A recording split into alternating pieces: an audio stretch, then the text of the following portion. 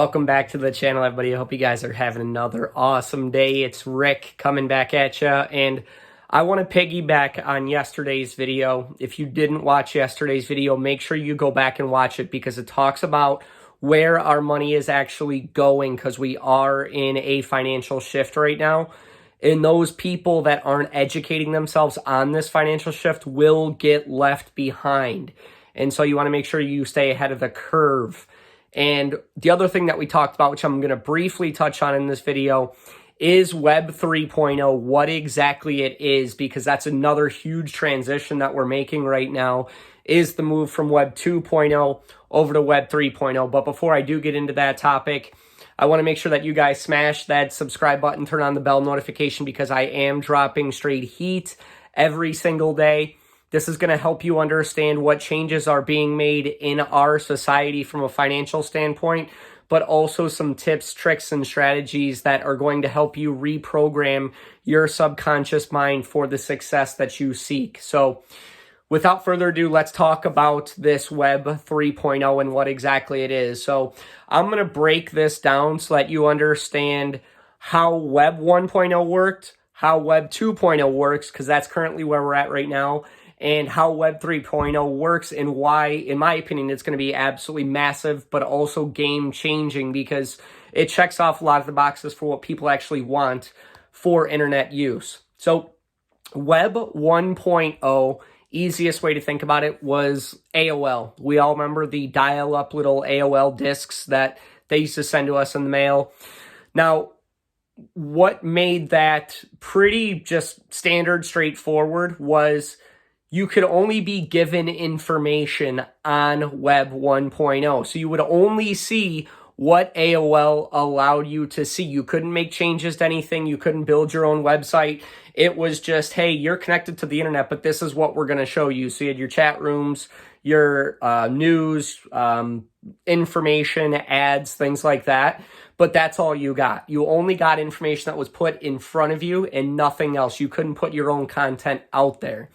And that was the transition that we saw going into Web 2.0, was the ability for us to generate our own content and put it online. So Web 2.0, essentially what it is rather than us just being given information, now we have the ability to build our own websites, create our own platforms, create our own blogs, share ideas, and really just create more communication, whereas we're not being force-fed things.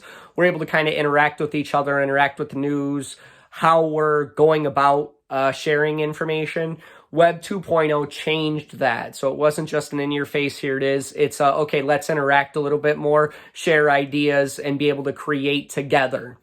Now, what you want to understand about 2.0 is that also, when it came to the information that was given to you, there are big companies that still push the information that's being shown to you. So the big ones are obviously the Amazons and the Googles and the Facebooks. They are pretty much in charge of the information that you see. So what they says go for what you can see.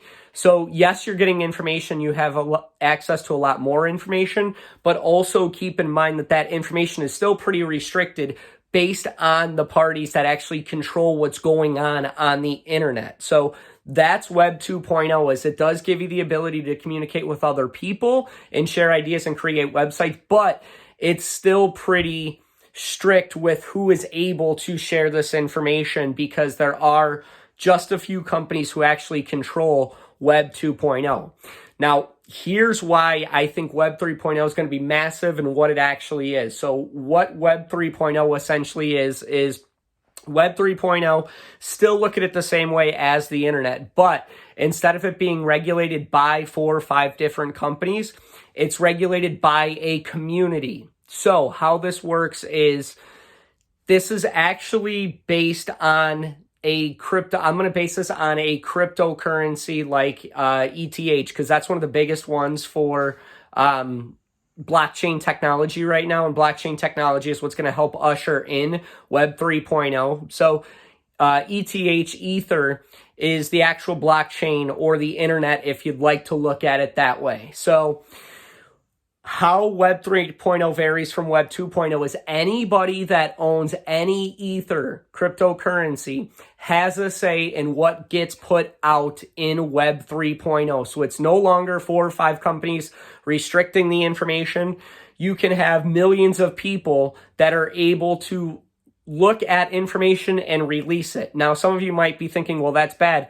That's not bad. And the reason why it's not bad is because the people that want the internet to be more truthful are the people who own ETH. They're not just going to let BS out there and lies out there of information that they're just trying to push. That's not going to happen. If there's millions of people that own ETH, they're the ones that get to say, here's what we want on here. So now it becomes a community type website. So now we're getting a lot more information and information that isn't censored. It's decentralized internet.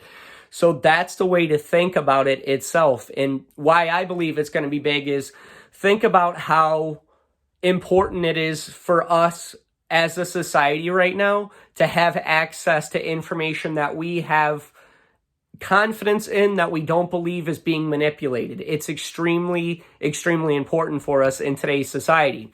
So if Web 3.0 ushers in the ability for a community to host an online server where they get to say what's on this online server rather than big business doing it, that's absolutely massive. Big business no longer holds the control.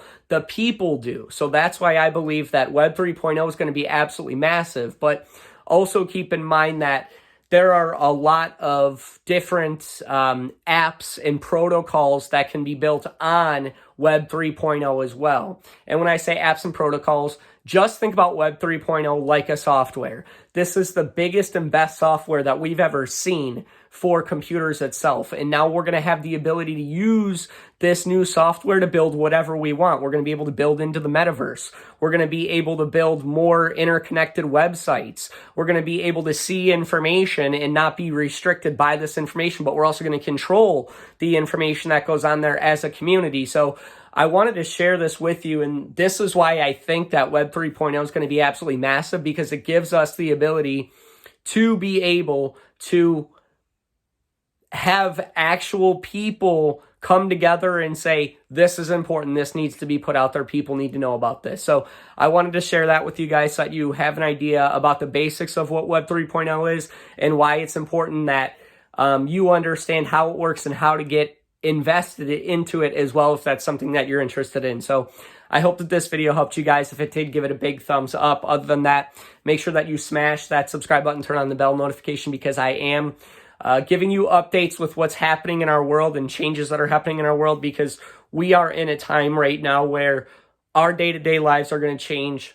drastically, from working from home to the way our money works to the information that we're receiving to the metaverse, all of that stuff. And you want to make sure that you're keeping up with this information, because if you can get ahead of the curve, you can take advantage of it and set yourself up for success long term. So if that's something that interests you, you want to make sure that you are subscribed. So other than that, I hope you guys have a fantastic rest of your day and take care.